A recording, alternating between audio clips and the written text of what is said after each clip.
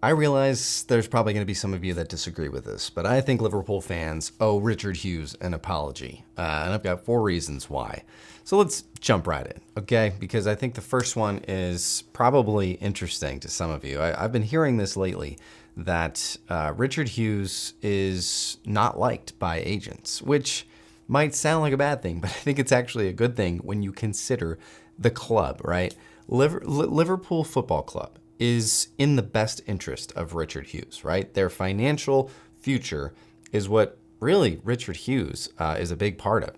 And so when you have player agents, coaches agents saying that Richard Hughes is kind of like a robot who has no empathy, the proof is in the pudding. And Richard Hughes is getting deals done, right? He had to pretty much staff up the entire Liverpool back office. He had to find coaches, he had to find trainers. He's getting those deals done. And yet it's in the best interest of the club. Richard Hughes is not just throwing money wildly around like some of the other clubs in the Premier League, like Manchester United, Man City, Chelsea, etc.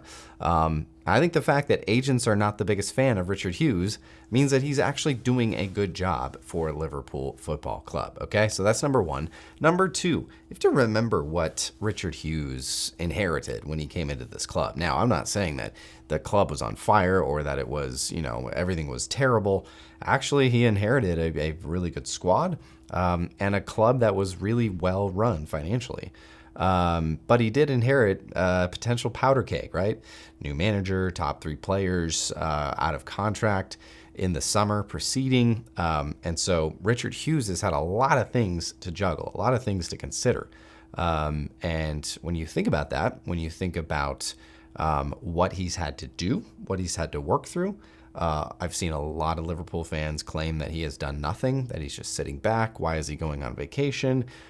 All these things, and a lot of people saying that he needs to be fired, before his first year is up. I never agreed to that. I never wanted that. I've always said, let's wait and see what Richard Hughes is cooking up in the background. Because we know he's really good with personnel, right? Look at what he did at Bournemouth. Look at what he's done with this team already, even though, lack of signings, right? But I think that was always the plan. I don't think it was a lack of work on his part. Okay, so that's number 2. Number 3, we now know that Mo Salah is staying, and Virgil van Dijk is on the brink of signing a new contract.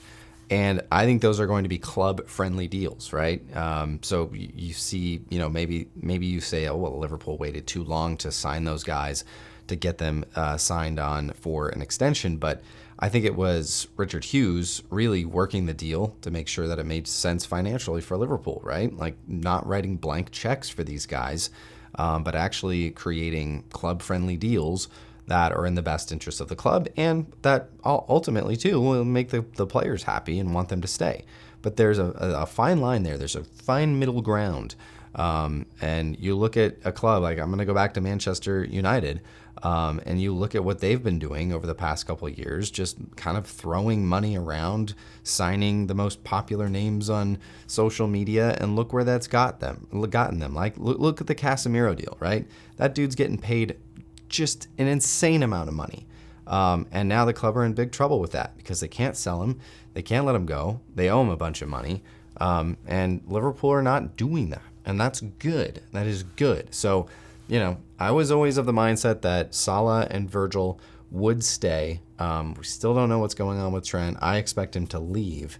And I don't think that's Richard Hughes' fault. I think it's Trent. I think he just wants to go. And there's not really anything you can do about it. So, the fact that Salah and Verge are re-signing contract extensions, that's a big part to do with Richard Hughes, and I think he's been working probably pretty furiously in the background with their agents to get deals done that make sense for the club and the players. So that's good. All right, this is the big one. He found Arne Slot and signed this guy, and so he brought in Slot, who is now bringing us Premier League title number 20, and that's a big deal. And I think more than ever before, I'm seeing a path forward for Liverpool to have a very, very good, sustained period of success, right? And I say that more than ever before because I'm looking at the other clubs in the Premier League. Man City have a lot of rebuilding to do and retooling to do. They're probably going to be better next year with Rodri coming back, but still have, I think, quite a few gaps, and I expect them to spend quite a bit this summer. But that's going to take time to integrate. Arsenal, they've just been so disappointing this year. I'm just not sure. It's going to be 7th year for Arteta next season. I'm not sure how much more they can do to innovate. We'll see who they sign in the summer. And then outside of those two teams, there's not a whole lot of other competition for, the Premier League title next year and beyond, at least with how things stand now. So you bring in a guy like Arne Slot, who we know his history, and now we've seen him for almost a full year at Liverpool do some pretty amazing things. Some pretty amazing things with really no investment into the club over the past 2 years. And so, that leads me to my 5th and final point. Busy summer ahead. That's what we're hearing from everyone. So this is going to be Richard Hughes' biggest test this summer. What can he do? It's clear, I think, that the club are going to have funds to spend. Who has Richard Hughes identified to go out and target? And then how is he going to get those deals done? Is he already, secured them? Are they going to be dropped on day one of the transfer window? Are we going to be waiting until the last week where we're going out and scrambling?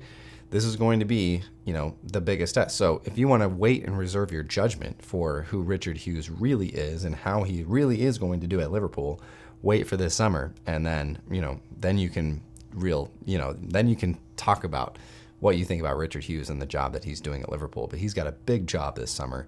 I'm hopeful that we see that he's been working on these deals for the past year, and they're ready to go, ready to drop in that first week of the transfer window. So this is going to be really interesting. I think the fact that Arne Slot has had such an amazing first season will give Slot and Hughes both a little bit more slack from the leadership of the club, the ownership of the club, to do what they feel is best and to invest and to put some money where it needs to go. So I do think, in general, I think we all, even though I haven't really been that tough on Richard Hughes, I think Liverpool fans in general probably deserve to give this guy a little bit of an apology, because I think he's actually done a really good job.